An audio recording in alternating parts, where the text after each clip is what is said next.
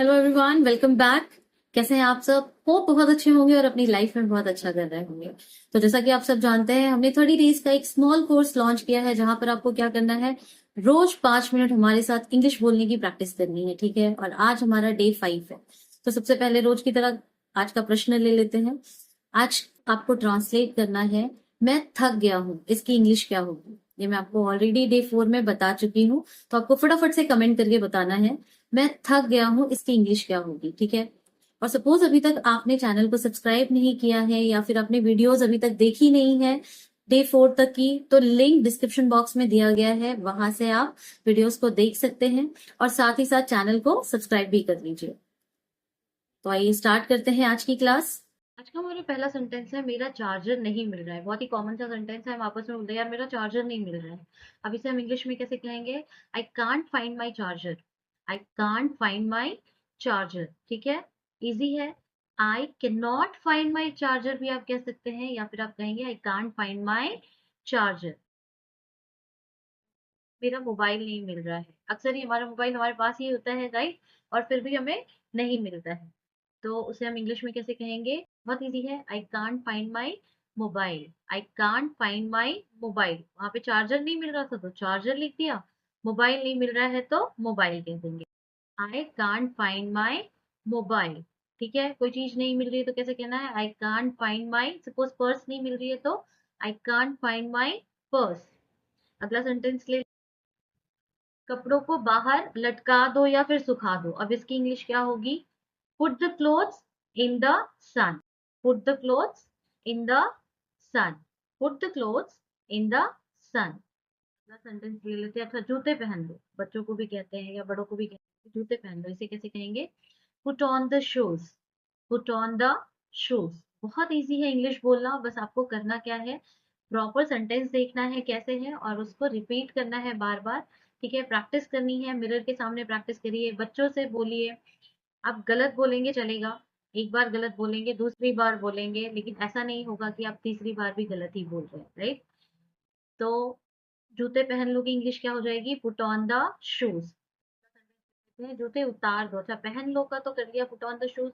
उतार लो को क्या कहेंगे? Take off the shoes. Take off the shoes. अगला ले लेते हैं, संतरा छील दो। या कोई भी चीज छीलना है, छीलने को हम कहते हैं पिलिंग। तो क्या हो जाएगा? Peel of the orange. Peel of the orange. Peel of the orange. अगला ले लेते हैं, सेब का छिलका उतार दो। छिलका उतारना भी क्या होता है? यस, छीलना ही होता है। तो इसे हम क्या कहेंगे? Peel of the apples. Peel of the apples. ठीक है? अगला सेंटेंस ले लेते हैं, केला छील दो। सेम। ये अब आप कमेंट करके बताइए फटाफट इसका क्या होगा। Yes, pill of the bananas. Pill of the bananas. Easy है। अगला ले लेते हैं, सिर पर तेल लगा लो। अब इसे कैसे कहेंगे? Apply the oil on the hair. Apply the oil on the head भी कह सकते हैं आप, और ऑन द हेयर्स भी कह सकते हैं। अगला ले लेंगे, सिर पर तेल मालिश कर दो। अब मालिश करने के लिए क्या कहेंगे हम? Do oiling on the hair. ठीक है?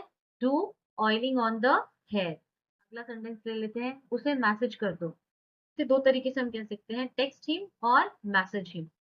उसे मैसेज कर दो को कैसे कहेंगे? टेक्स्ट हिम और मैसेज हिम।